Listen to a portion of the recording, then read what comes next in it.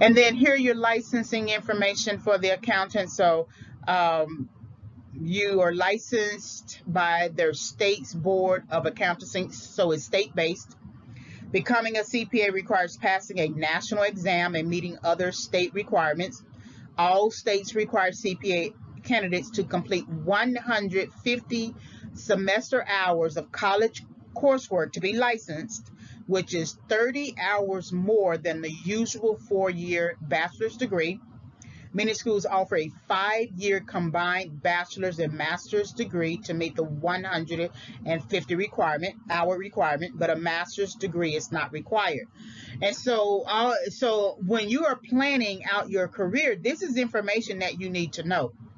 That a lot of times people think, well, all the work that I did with my 4-year uh, undergraduate degree, that should be enough. Why do I have to now go get a licensing? Well, that's the field. The field requires it, right? But it's good that you only have 30 more hours past the 4-year bachelor's degree. Now, you can get that through the master's degree because that's about 30 credit hours. But if you find a program that's a 5-year program combining bachelor's and master's degree, that may be a better deal for you. And the only reason why you may need to get a master's degree is because the field might require it. A lot of times for this particular field, you just need the bachelor's degree along with the license. A master's degree is not necessarily required. But if you wanted to move up into any administrative research position within this field, then you will need a master's degree, and you might even need a PhD, depending upon the industry. So this works if you stay in business, you just might need the bachelor's along with the licensing. But if you want to move into management, you might need the master's degree, like an MBA. But if you are in the academic environment, like educational institution, and you want to get into any administration work, like a dean or something like that, you will need a PhD. The PhD can really be in anything, but you would have to have one. So this is something, in each industry is different. If you were getting into research, nonprofit management, you might actually need a master's degree or a PhD as well. So this is something to know about. A few states allow a number of years of public accounting experience to substitute for a college degree.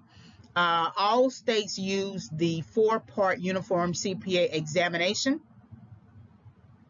You do not have to pass all 4 parts at once, but most states require that candidates pass all 4 parts within 18 months of passing their first part. So that's a year and 6 months, right? So you have to wonder, you have to ask if your organization is willing to sort of sponsor you for 18 months. Just because they say you can take you have up to 18 months to take the rest of the parts. Here with the Bureau of Labor Statistics, you still have to check with your agency or your organization. All states require CPAs to take continuing education courses, which include ethics to maintain their license. Certification provides an advantage in the job market because it shows professional competence in a specialized field of accounting and auditing. Accountants and auditors seek certifications from a variety of professional societies. So the reason why that's very important, because then it makes you competitive.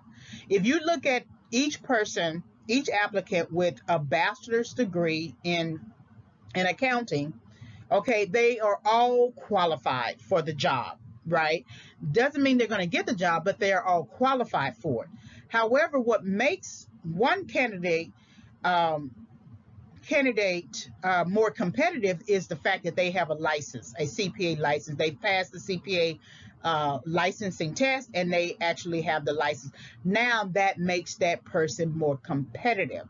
That's what I mean, the difference between being qualified and being competitive. So that's something to think about.